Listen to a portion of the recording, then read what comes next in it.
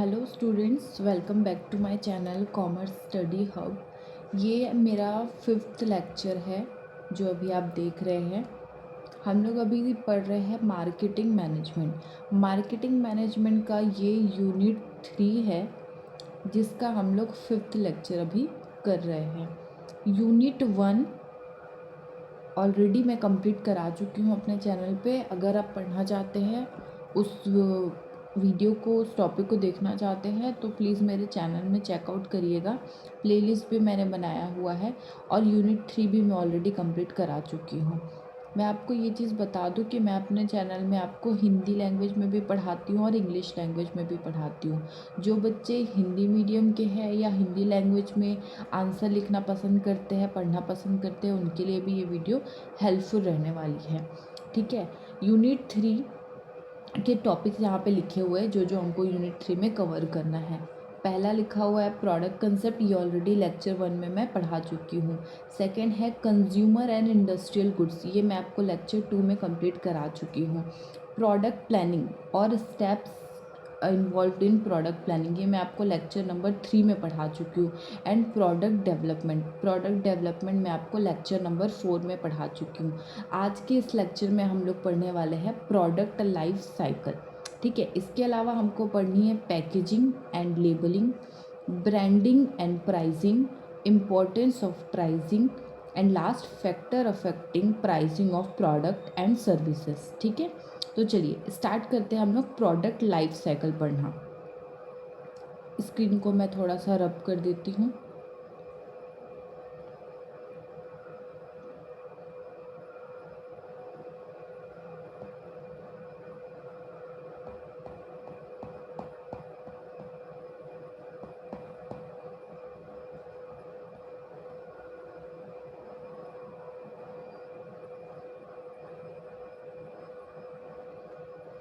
चलिए, product life cycle को हिंदी में बोला जाता है उत्पाद जीवन चक्र। ठीक है, प्रोडक्ट लाइफ साइकिल नाम से ही आप समझ पा रहे होंगे कि प्रोडक्ट की लाइफ साइकिल कैसे होती है, कितनी होती है, किस किस स्टेजेस में होती है, किस सीरीज़ में होती है। ठीक है, उत्पादन जीवन चक्र कैसे होता है, जैसे कि एक जानवर का जीवन चक्र होता है, जैसे कि एक इंसान का जीवन चक्र होता है, उसी प्रकार प्रोडक्ट की भी लाइफ साइकिल्स होते हैं। ठीक है, वही चीज़ आज हम लोग पढ़ने वाले हैं। चलिए स्टार्ट करते हैं। अब प्रोडक्ट लाइफ साइकिल, शॉर्ट में इसको आप PLC बोल सकते हो, is the series of stages through which a product passes from its introduction into market until its decline or withdrawal। ठीक है, क्या बोला जा रहा है, प्रोडक्ट लाइफ साइकिल ऐसे स्टेजेस है या ऐसी सीरीज़ है जिससे हर एक प्रोडक्ट को हो करके गुजरना पड़ता है। जहाँ पे स्टार्टिंग पॉइंट उसका इंट्रोडक्शन होता है, वहाँ से लेकर के उसके डिक्लाइन होने तक या फिर विड्रॉल होने तक। विड्रॉल होने तक का मतलब है कि जहाँ पे प्रोडक्ट को मार्केट से हटा लिया जाता है। ठीक है, तो इंट्रोडक्शन से लेकर के उस प्रोडक्ट के हटने तक उस मार्केट के, ठीक है, ये जितने स्टेजेस से हो करके क्रॉस करके एक प्रोडक्ट पास होता है, उसी स्टेजेस को हम लोग प्रोडक्ट लाइफ साइकिल कहते हैं। ठीक है, it helps businesses understand how sales, profits, competition and marketing strategy change over time. ठीक है, ये आपको ये भी बताने में मदद करता है कि किस प्रकार से एक प्रोडक्ट की सेल्स काम करती है, प्रोडक्ट प्रॉफिट जनरेट किया जाता है, कंपटीशन में कैसे सरवाइव किया जाता है, और मार्केटिंग स्ट्रेटजीज क्या होनी चाहिए समय के बदलने के साथ साथ। ठीक है, समय बदलता है, ज़रूरी नहीं है सेल्स जैसे पिछले साल हो उस वैसा ही इस साल भी हो। प्रॉफिट हर साल इक्वल नहीं हो सकता। कंपटीशन हर बार आपको एक तरीके को देखने को नहीं मिलेगा। आपको समय के हिसाब से अपने profit, sales strategy, marketing strategy, ये सारी चीज़ें आपको समय के हिसाब से चेंज करती रहनी चाहिए। ये भी आपको कहीं ना कहीं प्रोडक्ट लाइफ साइकिल सिखाता है। और वो कैसे सिखाएगा ये मैं आपको एग्जाम्पल के थ्रू समझाऊंगी। ठीक है, थोड़ा सा हिंदी में देखते हैं। उत्पादन जीवन चक्र वह प्रक्रिया है जिसके अंतर्गत कोई उत्पाद बाजार में प्रस्तुत होने से लेकर उसके पतन, ठीक है, डिक्लाइन यानी पतन, या बाजार से हटाए जाने तक विभिन्न चरणों से गुजरता है। ठीक है, ये सारे चरण से, इसके बीच में भी कुछ स्टेजेस आते हैं जो हम लोग अभी देखेंगे, लेकिन स्टार्टिंग पॉइंट कहाँ से होता है, इंट्रोडक्शन से होता है, प्लस उसके बाजार से हट जाने तक या उस प्रोडक्ट के पतन हो जाने तक की जो स्टेजेस होते हैं, जो प्रक्रिया होती है, उसको हम लोग प्रोडक्ट लाइफ साइकिल बोलते हैं या उत्पादन जीवन चक्र बोलते हैं। ठीक है, अच्छा, चरणों तक गुजरता है। इस उत्पाद की बिक्री, लाभ, प्रतिस्पर्धा और विपणन रणनीतियों में समय के साथ होने वाले परिवर्तन को दर्शाते हैं। ठीक है, जो समय के साथ परिवर्तन हो रहे हैं उसको भी आप इसी के थ्रू जानते हो कि कैसे हो रहा है। ठीक है, यहाँ पे कुछ एग्जाम्पल्स लिखे हुए हैं, जैसे कि मैं आपको बताऊं इक्लेयर्स टॉफ़ी।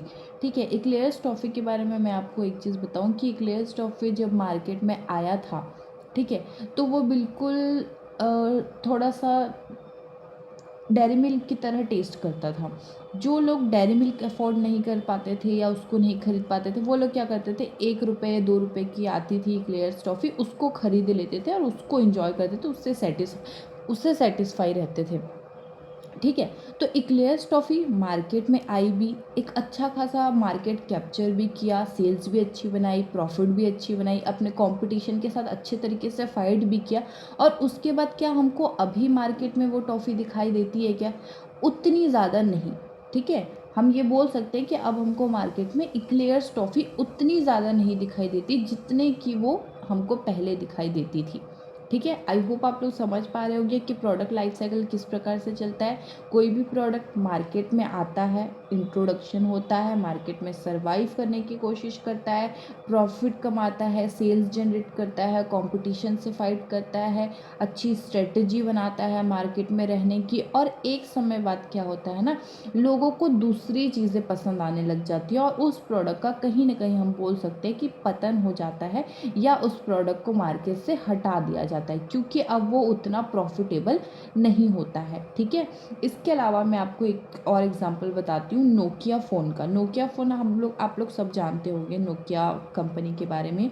तो नोकिया का जो है ना एक फ़ोन आता था पहले। ठीक है, ये जो फ़ोन आता था ये प्रॉपर एक कीपैड वाला फ़ोन रहता था, जिसमें आपके बटन्स रहते हैं, जो एक नॉर्मल फ़ोन रहता है वैसा फ़ोन रहता था। ठीक है, जब मार्केट में, ठीक है, जब अच्छा ये जब आया था मार्केट में तो बहुत मतलब लोग इसको यूज़ करते थे, बहुत आसान भी होता था, एक्टिवेट करने में, यूज़ करने में बहुत आसान होता था, तो अक्सर लोग और ज़्यादातर लोग जो है नोकिया फ़ोन को यूज़ करते थे, उसको ही यूज़ करना प्रेफर करते थे।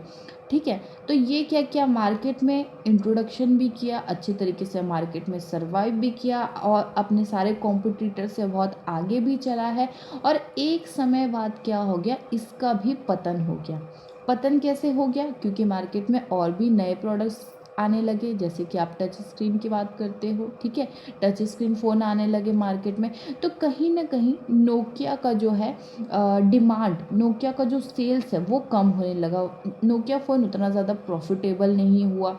ठीक है, क्योंकि उसके कंपटीशन भी नए आ गए और वो अपने आप को चेंज भी नहीं कर पाया according to market, according to dynamic market. ठीक है, जब मार्केट में लोगों ने टच स्क्रीन का फ़ोन देखा तो लोग क्या है, टच स्क्रीन की तरफ आकर्षित हुए, क्योंकि नई टेक्नोलॉजी थी, लोगों को वो अट्रैक्ट करती थी। और नोकिया मॉडल ने क्या किया, नोकिया कंपनी ने क्या किया, अपने आप को चेंज नहीं करूँगा वहाँ। ठीक है, हम कीपैड फ़ोन ही बनाएंगे, हम टच स्क्रीन फ़ोन में नहीं जाएंगे, लोग हमारे ही फ़ोन को ज़्यादा यूज़ करेंगे, क्योंकि बहुत सारे लोग ऐसे हैं जो टच स्क्रीन शायद इस्तेमाल करना नहीं जाने या उतने ज़्यादा ब्रिलियंट पर्सन ना हो जो उसको यूज़ कर पाए। ठीक है, तो उसने क्या किया, हम कीपैड फ़ोन ही बनाएंगे बोला। लेकिन जब उसने मार्केट में देखा कि ऑलरेडी बहुत सारे मार्केट को टच स्क्रीन फ़ोन ने कैप्चर कर लिया है, तब उसने रियलाइज़ किया कि नहीं, अब हमको चेंज करने की ज़रूरत है। तो वहाँ पे जब उसने चेंज करने के बारे में सोचा ना, तो ऑलरेडी बहुत ज़्यादा देर हो चुकी थी और उसके कारण नोकिया फ़ोन का जो है वो पतन हो जाता है, वो वहाँ से डिक्लाइन होना शुरू हो जाता है। ठीक है, तो ये तो नोकिया फ़ोन का हो गया। इसके अलावा बूमर गम का अगर मैं एग्जांपल दूँ, तो आप लोग मार्केट में पहले बहुत ज़्यादा बूमर गम देखते होंगे। ठीक है, मार्केट में आया, अच्छे से चला, बहुत लोगों ने उसको को यूज़ किया, कंज्यूम किया, बहुत लोगों को ने पसंद किया, अच्छी खासी सेल्स चली, अच्छा खासा प्रॉफिट चला। उसके कंपटीशन में भी कोई और बूमर गम ऐसा नहीं था जो लोग उसको पसंद करते हो या खाते हो। ये बहुत ही अच्छे तरीके से मार्केट को कैप्चर किया हुआ था। लेकिन एक समय क्या होता है, बहुत मार्केट कैप्चर कर लेने के बाद भी एक समय ऐसा आता है जब बूमर गम भी आपको मार्केट से ख़त्म होते दिखाई देता है। ठीक है, तो प्रोडक्ट लाइफ साइकिल में हम लोग प्रोडक्ट के न्यू लॉन्च होने से वो मार्केट से चला गया, गायब हो गया, उसका पतन हो गया, वो डिक्लाइन हो गया, वहाँ तक के सारे स्टेजेस की बात करते हैं। ठीक है, मैं आपको एक ग्राफ के थ्रू समझाती हूँ, आपको और अच्छे तरीके से समझ आएगा कि प्रोडक्ट लाइफ साइकिल किस प्रकार से होता है या किस प्रकार से कार्य होता है। ठीक है, चलिए प्रोडक्ट लाइफ साइकिल का यहाँ पे डायग्राम बना हुआ है। ठीक है, प्रोडक्ट लाइफ साइकिल का यहाँ पर डायग्राम बना हुआ है, आप लोग देख सकते हैं। ये है आपका स्टेज 1, जिसको आप लोग बोल रहे हो इंट्रोडक्शन। ठीक है, क्या बोल रहे हैं हम लोग इसको, इंट्रोडक्शन। यहाँ पे होता है कोई भी नए प्रोडक्ट का लॉन्च। ठीक है, यानी वहाँ पे इंट्रोडक्शन हो रहा है, बस क्या बोल सकते हैं हम लोग, सिर्फ और सिर्फ अभी प्रोडक्ट को मार्केट में उतारा गया, अभी तो लोग सब जानना समझना शुरू करें, बस उसके बारे में अभी लोगों को बहुत ज़्यादा भी नहीं पता चला है, कुछ कुछ लोगों को पता चला है, धीरे धीरे उसकी जो है इंट्रोडक्शन बढ़ रही है। ठीक है, तो पहला जो स्टेज हो गया वो आपका इंट्रोडक्शन का हो गया, इसको आप स्टेज 1 बोलते हो। सेकेंड आपका स्टेज आता है ग्रोथ का, जहाँ पे अब लोग सब इसको जान चुके हैं प्रोडक्ट को। ठीक है, प्रोडक्ट अपना जो है इंट्रोडक्शन तो एटलीस्ट वो दे चुका है अपना, लोग उसको जान चुके हैं, उसके बारे में बात करने लगे। ठीक है, उसके नाम पहचान चुके हैं।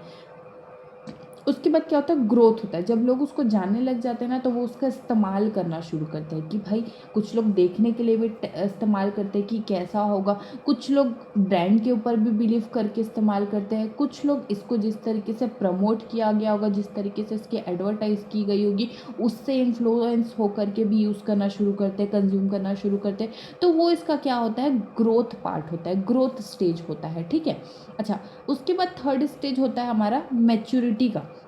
मैच्योरिटी का मतलब होता है, अब यहाँ पे देखो प्रोडक्ट लॉन्च भी हो गया, उसने इंट्रोडक्शन भी कर लिया, उसने एक ग्रोथ भी पकड़ लिया मार्केट में, अब वो धीरे धीरे बढ़ने भी लगा, उसकी सेल्स धीरे धीरे बढ़ने लगी, उसकी प्रॉफिट मार्जिन बढ़ने लगी है। एक स्टेज आता है मैच्योरिटी का, जहाँ पे ना लोग आदी हो चुके रहते हैं उस प्रोडक्ट को इस्तेमाल कर करके, मतलब अब उनको कुछ नया चीज़ चाहिए होता है मार्केट में। ठीक है, क्योंकि देखो उसने बहुत लंबा सफ़र तय किया, ये हमको यहाँ पे छोटा सा दिखाई दे रहा है, लेकिन एक प्रोडक्ट ने यहाँ से यहाँ आने तक का एक बहुत लंबा सफ़र तय किया हुआ है। अब यहाँ पे कंज्यूमर को ना मैच्योरिटी दिखाई देने लग जाती है। ठीक है, अब वहाँ पे वो उस प्रोडक्ट को वो बहुत ज़्यादा पसंद नहीं करते, उसको इस्तेमाल कर करके थक चुके होते हैं। अब यहाँ पे प्रोडक्ट को ना नई चीज़ें चाहिए रहती है। ठीक है, उसके बाद आता है एक प्रोडक्ट का पतन, यानी कि फोर्थ स्टेज आपका डिक्लाइन का।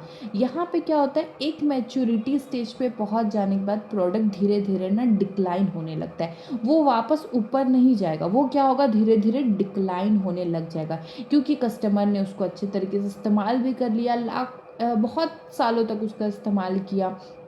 ठीक है, उससे बहुत ज़्यादा बोर भी हो चुके हैं, उससे ऊब चुके हैं। अब यहाँ पे क्या होगा, एक प्रोडक्ट का धीरे धीरे करके डिक्लाइन स्टेज शुरू होगा, पतन शुरू होने लगेगा। ठीक है, आई होप आप लोग इतनी चीज़ें समझ पाए होंगे कि प्रोडक्ट लाइफ साइकिल में आपके पास किस प्रकार की स्टेजेस होती है और किस प्रकार से वो स्टेजेस काम कर रही होती है। पहला हो गया इंट्रोडक्शन, जहाँ पे प्रोडक्ट का नया नया इंट्रोडक्शन होता है, जहाँ पे ये जस्ट लॉन्च हुआ रहता है, लोग इसके बारे में जान ही रहे होते हैं। सेकेंड होता है आपका ग्रोथ, धीरे धीरे यहाँ पे जो है प्रोडक्ट अपनी सेल्स पकड़ता है, मार्केट कैप्चर करना शुरू कर रहा होता है।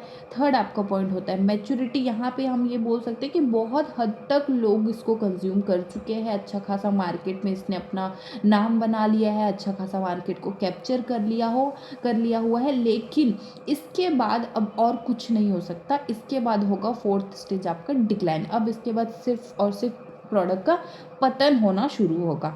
ठीक है, यहाँ पे एक एग्जाम्पल लिखा हुआ है, newly launched electric vehicle. EV के बारे में तो आप लोग जानते ही होंगे, वो व्हीकल जो इलेक्ट्रॉनिक रूप से चलती है। ठीक है, तो अभी नया नया आप लोग देखोगे कि ईवी लॉन्च हुआ है, एक नया बिल्कुल ही नया फ्रेश आइडिया है, फ्रेश टेक्नोलॉजी से बनाया गया प्रोडक्ट है। ठीक है, तो उसका अभी क्या है ना, इंट्रोडक्शन ही हुआ है। ठीक है, अभी तो लोग उसको धीरे धीरे जानना ही शुरू करे हैं। ठीक है, तो आप बोल सकते हो कि जो ईवी है, न्यू प्रोडक्ट है, वो इंट्रोडक्शन स्टेज पे है और धीरे धीरे अपनी ग्रोथ जो है वो पकड़ रहा है। ठीक है, सेकंड आप लोग देखिए AI based smartphones. AI based smartphone जो है वो अपने ग्रोथ स्टेज पे है, वो ऑलरेडी इंट्रोडक्शन कर चुका है, लोग उसको जान चुके हैं। अब लोग क्या कर रहे हैं ना, उसको इस्तेमाल करना शुरू कर रहे हैं, उसको इस्तेमाल करते जा रहे हैं। ठीक है, तो वो अपने ग्रोथ स्टेज पे है। ठीक है, नेक्स्ट देखिए सॉफ्ट ड्रिंक्स, जैसे कि कोको कोला, पेप्सी और एक्सेट्रा, बहुत सारे सॉफ्ट ड्रिंक्स होते हैं, वो अपने ना मैच्योरिटी स्टेज पे है। ठीक है, यहाँ पे क्या हुआ था, सॉफ्ट ड्रिंक्स ऑलरेडी लोगों ने बहुत कंज्यूम कर लिया, बहुत ज़्यादा इस्तेमाल कर लिया, बहुत सॉफ्ट ड्रिंक्स पी लिए हैं। अब उसके बाद उनको कुछ और नया चाहिए, कुछ डिफरेंट चाहिए, वो पी पी के थक चुके हैं कस्टमर। ठीक है, तो सॉफ्ट ड्रिंक्स का क्या बोल सकते हैं हम लोग, ये अपने मैच्योरिटी स्टेज पे है, जहाँ पे अब ये और ज़्यादा ऊपर नहीं जाएगा, अब इसका सीधा पतन ही होगा या सीधा वो डिक्लाइन ही करेगा।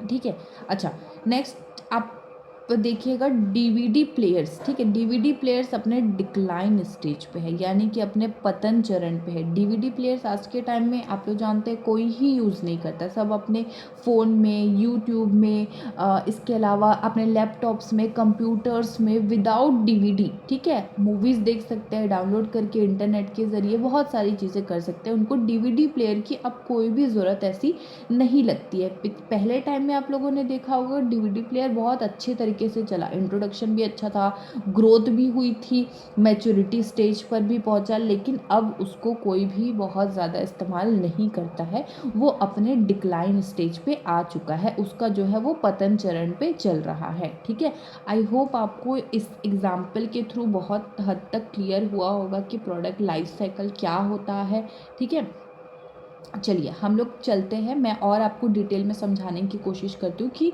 ये स्टेजेस जो होते हैं इनमें क्या क्या चीज़ें होती हैं और ये किस प्रकार से काम करते हैं। ठीक है, चलिए पहले देखते हैं stages of product life cycle, लिखा हुआ उत्पाद जीवन चक्र के चरण। सबसे पहला स्टेज आपके पास इंट्रोडक्शन स्टेज, जिसको आप लोग परिचय चरण बोलते हो हिंदी में। ठीक है, इंट्रोडक्शन स्टेज, परिचय चरण। This is the stage where the product is launched in the market for the first time. ये वो स्टेज है जहाँ पे मार्केट में अभी प्रोडक्ट सिर्फ लॉन्च हुआ ही है, पहली बार ही है जब मार्केट में वो प्रोडक्ट लॉन्च हुआ ही है। ठीक है, इस चरण में उत्पाद पहली बार बाजार में प्रस्तुत किया जाता है। ठीक है, अच्छा कैरेक्टरिस्टिक्स कुछ लिखे हुए हैं यहाँ पे देखिए। लो सेल्स, यहाँ पे क्योंकि इंट्रोडक्शन हुआ है अभी तो लोग उसको जानना ही शुरू करे हैं। ठीक है, क्योंकि इंट्रोडक्शन स्टेज है तो सेल्स आपको लो दिखाई देगी। ठीक है, बिक्री कम होती दिखाई देगी। Next high promotion and advertising costing, क्योंकि यहाँ पे आप इंट्रोडक्शन कर रहे हो, लॉन्च ही कर रहे हो, तो यहाँ पे आपको प्रमोशन और एडवर्टाइजिंग की जो खर्च है, जो लागत है, वो आपको यहाँ पे बहुत ज़्यादा लगती है। ठीक है, क्योंकि यहाँ पे आप लोगों को बताने की कोशिश कर रहे हो, यहाँ पे आप इंट्रोडक्शन दे रहे हो उसके बारे में। ठीक है, तो आपको प्रमोशन और एडवर्टाइजिंग पे बहुत ज़्यादा खर्चा करना होता है। ठीक है, विज्ञापन एवं प्रचार पर अधिक खर्च होता है। ठीक है, नेक्स्ट पॉइंट देखिए लिटिल और नो प्रॉफिट। ठीक है, ये ऐसा स्टेज है जहाँ पे आपको बहुत ही लो प्रॉफिट देखने को मिलेगा, या फिर ये भी हो सकता है कि बिल्कुल ही प्रॉफिट नहीं हो रहा होगा। ठीक है, क्योंकि इंट्रोडक्शन स्टेज है। लाभ बहुत कम या नहीं होता है, लाभ बहुत ही कम होगा या फिर नहीं के बराबर होगा या बिल्कुल ही नहीं होगा। ठीक है, नेक्स्ट देखिए फ्यू कॉम्पिटिटर्स, अभी क्योंकि नया नया प्रोडक्ट है, बहुत सारे लोगों ने जाना नहीं है, या अगर आपने फ्रेश आइडिया का कोई प्रोडक्ट लॉन्च किया हुआ है बहुत ही न्यू तरीके से, जैसा कि ईवी के बारे में हमने देखा, तो उसके कॉम्पिटिटर्स ना आपको बहुत कम देखने को मिलेंगे। ठीक है, प्रतिस्पर्धी आपको बहुत ही कम देखने को मिलेंगे। लास्ट देखिए customers are not fully aware of the product. ठीक है, कस्टमर इसमें पूर्ण रूप से अभी इसके बारे में नहीं जानते हैं, पूर्ण रूप से इसके बारे में ज्ञानी नहीं हुए हैं, उपभोक्ता उत्पाद के बारे में कम जानते हैं। ठीक है, जैसे कि मैंने आपको बताया ये इंट्रोडक्शन स्टेज है, यहाँ पे अपने आप को इंट्रोडक्शन ही किया जा रहा है प्रोडक्ट के द्वारा, अभी लोगों ने उसको जाना नहीं है, सिर्फ जानना शुरू ही किया है। ठीक है, बहुत ज़्यादा उसके बारे में अवेयर नहीं है या नॉलेज नहीं है उनको, उनके बारे उस प्रोडक्ट के बारे में अभी धीरे धीरे लोगों को पता चलेगा। ठीक है, तो ये तो था आपका इंट्रोडक्शन स्टेज। अब हम लोग चलते हैं सेकंड स्टेज में, जो कि आपका है ग्रोथ स्टेज। ठीक है, ग्रोथ स्टेज को हिंदी में बोला जाता है विकास चरण। क्या बोला जा रहा है? विकास चरण या फिर ग्रोथ स्टेज आप बोल सकते हो। At this stage the product gains customer acceptance and sales increase rapidly. ठीक हो, इंट्रोडक्शन हो गया। अब इस स्टेज में क्या बोला जा रहा है, यहाँ पे प्रोडक्ट जो है ना वो अपने धीरे धीरे कस्टमर को गेन करना शुरू करते हैं। लोग जान गए, अब लोग क्या सोचते हैं, एक बार इस्तेमाल करके देखते हैं। या जैसे मैंने आपको बहुत सारे रीज़न बताए, बहुत सारी चीज़ों से इन्फ्लुएंस हो करके कस्टमर खरीदना शुरू करते हैं प्रोडक्ट को। ठीक है, तो यहाँ पे प्रोडक्ट क्या कर रहा है, अपने कस्टमर धीरे धीरे गेन करना शुरू कर रहा है, कैप्चर करना शुरू कर रहा है, और जो इसकी सेल है वो धीरे से इंक्रीज होना शुरू कर रही है। इस चरण में उत्पाद को बाजार में स्वीकृति मिलने लगती है और बिक्री तेजी से बढ़ती है। ठीक है, बाजार में इस चीज़ की स्वीकृति मिली, उत्पाद ने अपना जो है कस्टमर गेन करना शुरू करा, प्लस बिक्री जो है अब यहाँ पे बढ़ने लगेगी। यहाँ पे कुछ कैरेक्टरिस्टिक्स दिए हुए हैं कि ग्रोथ स्टेज में किस प्रकार से चीज़ें होती है। एक देखिए, रैपिड इंक्रीज इन सेल्स, आपको रैपिड बिक्री तेज़ी से बढ़ती दिखाई देगी। ठीक है, बिक्री तेज़ी से बढ़ती दिखाई देगी। यहाँ पे सेल्स आपका शुरू हो चुका है होना। ठीक है, तो क्योंकि नया प्रोडक्ट है तो लोग जानना चाहते हैं, क्योंकि हम लोग को नई नई चीज़ें पसंद होती हैं। ठीक है, नई नई चीज़ें ट्राई करना पसंद होता है। तो यहाँ पे जो सेल्स है ना, आपका एक झटके में आपको ना अचानक से तेज़ी दिखाई देगी। ठीक है, बिक्री में आपको तेज़ी दिखाई देगी। नेक्स्ट देखिए, इंक्रीजिंग प्रॉफिट। अब यहाँ पे प्रॉफिट मार्जिन भी हमारा बढ़ने लगा है, क्योंकि सेल्स बढ़ने लगा है तो उसके साथ साथ हमारी प्रॉफिट मार्जिन भी बढ़ने लगी है, लाभ बढ़ने लगता है। ठीक है, नेक्स्ट देखिए, एंट्री ऑफ कॉम्पिटिटर्स, नए प्रतिस्पर्धी बाजार में आते हैं। ठीक है, एंट्री ऑफ कॉम्पिटिटर्स बोला जा रहा है। ये ग्रोथ स्टेज वो स्टेज है जहाँ पे अब क्या हुआ, लोग प्रोडक्ट को जान चुके हैं और उसको खरीदना भी शुरू कर लिए हैं। तो जब आपको ग्रोथ किसी प्रोडक्ट का दिखाई देगा तो ऑब्वियस सी बात है कि बहुत सारे कॉम्पिटिटर्स वहाँ पे देख के खड़े हो जाएंगे कि हाँ, हमको भी तो ये प्रोडक्ट हम बना सकते हैं। जैसे कि मैं आपको एग्जांपल बताती हूँ। अभी एआई आपने देखा होगा, सबसे पहले एआई बोल रही हूँ मैं, एस्ट्रोटॉक आपने देखा होगा। ठीक है, एस्ट्रोटॉक आपने देखा होगा। एस्ट्रोटॉक सबसे पहले आया, ऐप की मैं बात करूँ, एस्ट्रोटॉक ऐप सबसे पहले आया। ठीक है, एस्ट्रोटॉक ऐप आने के बाद क्या हुआ, जब उसने ग्रोथ पकड़ी, जब उसने एक मार्केट कैप्चर कर लिया, जब बहुत सारे लोग उसको जान गए, उसको इस्तेमाल करने लगे, उसका बेनिफिट उठाने लगे, तो क्या हुआ, बहुत सारे उसके कॉम्पिटिटर्स आपको दिखाई दिए होंगे। एआई टॉक दिखाई दिया होगा, रेवा दिखाई दिया होगा। इसके अलावा अनेक प्रकार के एस्ट्रोटॉक ऐप आपके ऐड में, आपके फ़ोन में ज़रूर आते होंगे, आप लोगों ने देखा होगा। ठीक है, तो क्या हुआ, जब वो अपने ग्रोथ स्टेज में पहुंचा तो उसको बहुत सारे कॉम्पिटिटर्स जो है उसकी एंट्री होने लगी, बहुत सारे उसको अपने कॉम्पिटिटर्स दिखने लग जाते हैं। ठीक है, इसके अलावा मैं आपको एक और एग्जांपल बताती हूँ। जब आपका जोमेटो मार्केट में आया था, जब लोग जोमेटो बहुत ज़्यादा इस्तेमाल करने लग गए थे, तो उसके साथ साथ कौन आया था, उसके स्विगी आया था। ठीक है, जोमेटो को उसने जब बढ़ते देखा, अच्छे से ग्रोथ करते देखा, तो तुरंत स्विगी जो है मार्केट में लॉन्च हो जाता है। तो अब क्या क्या होता है, जब आप ग्रोथ स्टेज में होते हैं ना, जब आपको लोग जान चुके रहते हैं, सेल्स हो चुका रहता है आपका अच्छे तरीके से, आपको प्रॉफिट मार्जिन दिखाई दे रहा होता है बहुत अच्छे तरीके से, तो वहाँ पे आपके कॉम्पिटिटर्स भी आपको बढ़ते दिखाई देंगे। ठीक है, अच्छा, इसके बाद नेक्स्ट पॉइंट देखते हैं। नेक्स्ट पॉइंट आपका लिखा हुआ है growing customer demand. Growing customer demand, ग्राहकों की मांग बढ़ती है। ठीक है, यहाँ पे क्या होता है, ग्राहकों की मांग बढ़ती रहती है। हम क्या करते हैं ना, एक दूसरे को देख करके खरीदते हैं ना। अगर आपकी कोई पड़ोसी ने नया प्रोडक्ट कोई खरीदा होगा तो आप क्या बोलोगे, अरे हाँ यार, ये तो अच्छी चीज़ लग रही, नई चीज़ लग रही, इसको हम भी खरीदते हैं। तो उससे क्या होता है ना, कस्टमर के जो डिमांड होते हैं ना, यहाँ पे बढ़ने लग जाती है ग्रोथ स्टेज में। ठीक है, लास्ट लिखा हुआ है इम्प्रूव्ड ब्रांड रिकॉग्निशन। ठीक है, यहाँ पे क्या होता है ना, ब्रांड की पहचान मजबूत होती है, क्योंकि आप ग्रोथ स्टेज पे हो, आपकी सेल्स बढ़ रही है, आपके प्रॉफिट मार्जिन बढ़ रहे हैं। ठीक है, और कॉम्पिटिटर्स आ रहे हैं मार्केट में, इसका मतलब जाहिर सी बात है कि आपके प्रोडक्ट ने कुछ तो कमाल किया हुआ है मार्केट में। ठीक है, तो यहाँ पे आपको एक ब्रांड तो ज़रूर, आपको एक पहचान ज़रूर मिल जाएगी आपके प्रोडक्ट को। ठीक है, और लोग भी आपके ब्रांड को बहुत ज़्यादा जानने लग जाएंगे। आई होप आप लोग ग्रोथ स्टेज को अच्छे से समझ गए होंगे। थर्ड स्टेज है हमारा मैच्योरिटी स्टेज, ठीक है। थर्ड है हमारा मैच्योरिटी स्टेज, इसको हिंदी में बोला जा रहा है परिपक्वता, परिपक्वता नहीं सॉरी परिपक्वता चरण, परिपक्वता चरण, ठीक है। मैच्योरिटी स्टेज को बोला जाता है परिपक्वता चरण।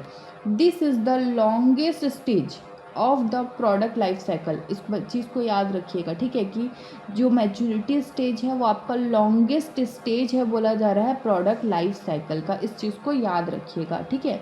Sales reach their highest level and begin to stabilise, यहाँ पे सेल्स जो होता है ना वो अपने हाईएस्ट लेवल को रीच कर चुका है, मैच्योरिटी स्टेज पे है, ठीक है, और वहाँ पर जा करके ना वो स्टेबल हो जाता है, उसी स्टेज को हम लोग बोलते हैं मैच्योरिटी स्टेज, ठीक है। यह उत्पाद जीवन चक्र का सबसे लंबा चरण होता है। इस समय बिक्री अपने उच्चतम स्तर पर पहुंचकर स्थिर हो जाता है, ठीक है, अपने मैच्योरिटी स्टेज पे वो जा करके स्टेबल हो जाता है, अब वो वहाँ से और ऊपर नहीं जाएगा, इसका ये मतलब है, ठीक है। यहाँ पे कुछ कैरेक्टरिस्टिक्स दिए हुए हैं, इसको देखते हैं हम लोग। Sales are at their peak, इसकी जो सेल्स रहेगी वो अपने एकदम उच्चतम स्तर पर है, ठीक है, एकदम उच्चतर स्तर पर है। बिक्री उच्चतम स्तर पर होती है, इसके आगे और ऊपर नहीं जाएगी, ठीक है, ये अपने ऑलरेडी हाईएस्ट लेवल पे रहती है मैच्योरिटी स्टेज पे सेल। सेकेंड है आपका मैक्सिमम प्रॉफिट, यहाँ तक आप मैक्सिमम प्रॉफिट ऑलरेडी जो है गेन कर चुके हैं और यहाँ पे आपको मैक्सिमम प्रॉफिट दिखाई देगा, लाभ अधिकतम होता है यहाँ पे, ठीक है। नेक्स्ट देखिए, इंटेंस कंपटीशन, ठीक है, प्रतिस्पर्धा बहुत अधिक होती है। अब क्योंकि हमने ग्रोथ में ही देखा था कि ग्रोथ ही हुआ है प्रोडक्ट का और हमको कंपटीशन अचानक से देखने को मिल जाते हैं, तो सोचिए अगर प्रोडक्ट मैच्योरिटी स्टेज पे अपने पहुंच गया है तो उसके कितने ज़्यादा कॉम्पिटिटर्स मार्केट में दिखाई देने लग जाएंगे, ठीक है। तो मैच्योरिटी स्टेज में याद रखिएगा कि आपको बहुत ज़्यादा कॉम्पिटिशन यहाँ पे देखने को मिलेगा, फेस करने को मिलेगा। नेक्स्ट है आपका मार्केट सैचुरेशन, बाजार संतृप्त सैचुरेटेड हो जाता है, यहाँ पे जो बाज़ार है ना वो अपने सैचुरेटेड स्टेज पे होता है, मार्केट का यहाँ पे सैचुरेशन होता है। लास्ट देखिएगा, price competition increases, price competition increases, मूल्य प्रतिस्पर्धा बढ़ जाती है, ठीक है, यहाँ पे प्राइस को लेकर के बहुत ज़्यादा कंपटीशन आपको बढ़ती हुई दिखाई देगी। तो ये था आपका मैच्योरिटी स्टेज। आई होप आप लोग मैच्योरिटी स्टेज अच्छे से समझ गए होंगे। अब हम लोग नेक्स्ट देखते हैं, नेक्स्ट एंड लास्ट स्टेज है हमारा 4th नंबर का डिक्लाइन स्टेज। डिक्लाइन स्टेज को हिंदी में बोला जाता है पतन चरण, ठीक है, क्या बोला जा रहा है, डिक्लाइन स्टेज को पतन चरण बोला जा रहा है, ये हमारा लास्ट स्टेज होता है किसी भी प्रोडक्ट के लाइफ साइकिल का। चलिए, sales and profits decline because of changing customer preferences, technological changes और better products introduced by competitors, ठीक है।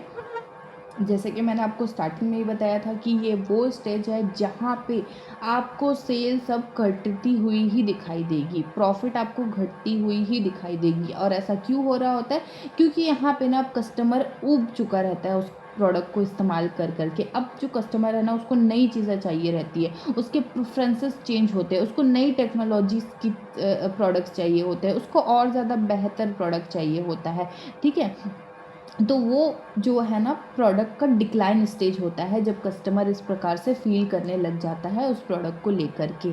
इस चरण में बिक्री और लाभ कम होने लगते हैं क्योंकि ग्राहकों की पसंद बदल जाती है, ठीक है। यहाँ पे पहले तो ग्राहकों की पसंद बदल जाती है और नए एवं बेहतर उत्पाद बाजार में आ जाते हैं। इसके अलावा ये भी एक कारण हो सकता है कि और नए प्रकार के प्रोडक्ट, ठीक है, नए फीचर्स के साथ, नई टेक्नोलॉजी के साथ कॉम्पिटिटर्स उस प्रोडक्ट को मार्केट में ऑलरेडी लॉन्च कर चुके होते हैं, तब भी एक प्रोडक्ट का पतन हो जाता है।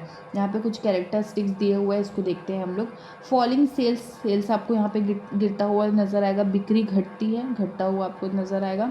डिक्रीजिंग प्रॉफिट, प्रॉफिट भी यहाँ पे आपको कम होता दिखाई देगा, लाभ कम होता, क्योंकि सेल्स कम हो रही है तो प्रॉफिट भी हमारा काफ़ी कम होता दिखाई देगा हमको। नेक्स्ट देखिए, customers shift to new product, customer यहाँ पे क्या करते हैं उस प्रोडक्ट से, क्योंकि वो अब ऊब चुके हैं अब वो न्यू प्रोडक्ट की तरफ शिफ्ट होने लगते हैं, ग्राहक नए उत्पादों की ओर चले जाते हैं। अब ग्राहक क्या कर रहे हैं ना, नए उत्पादों की तरफ मूव कर रहे हैं, शिफ्ट हो रहे हैं। लास्ट देखिए, some competitors exit the market. Some competitors यहाँ पे एग्जिट भी कर जाते हैं मार्केट से, ठीक है।